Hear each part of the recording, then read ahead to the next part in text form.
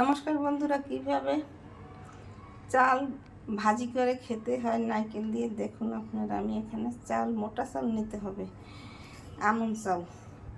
আমি ধুয়ে পরিষ্কার করে লবণ মেখে আধা ঘন্টা রেখে দিয়েছি।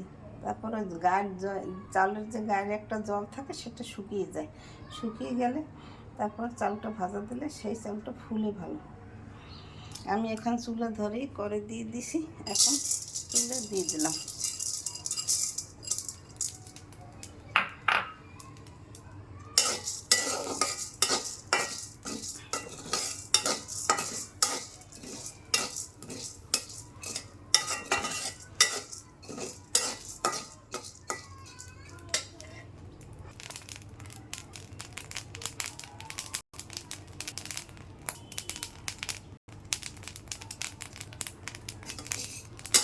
এই দেখুন আমার চাল ভাজা কি সুন্দর ফুটতেছে।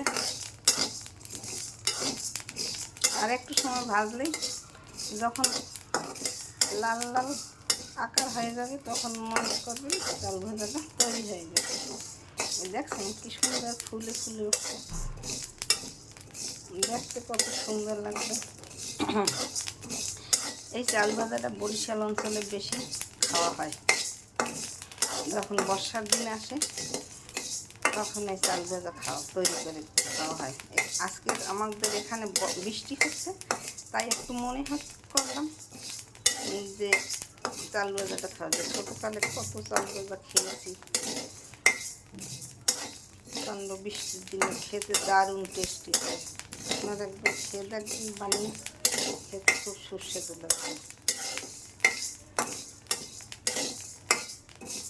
একটু সময় করে ভাজতে হবে। দেখছেন কি সুন্দর হয়েছে চাল ভাজাটা।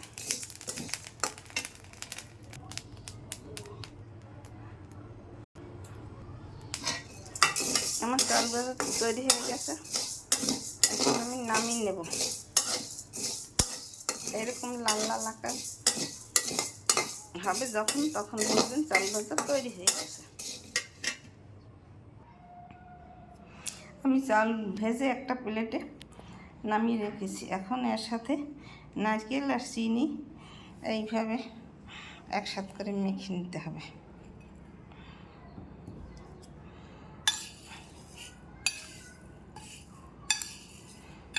দারুণ টেস্টি খাবার, আপনারা এরকম ঘরে তৈরি করে খেয়ে দেখবেন, খেতে অনেক টেস্টি হয়, মজার খাবার। এখন এটা প্রায় বিলুপ্তর পথে। এখনকার পরিশ্রমের জন্য বানাতে চায় না, খেতেও চায় না। সবাই আরাম প্রিয় লোক তো, তাই সবাই আরাম করে। কষ্টের কিছু কাজ তারা করতেই চায় না। এখনকার প্রজন্ম এগুলা জানেও না, দেখেও না, খুব কম। এখন একটু আমি খেয়ে দেখি কেমন টেস্ট হয়েছে। দেখুন কি দারুণ স্বাদ, খেতে খুব চমৎকার লাগছে। দেখুন আমি খেতে আসি, ওই যে শব্দ হচ্ছে।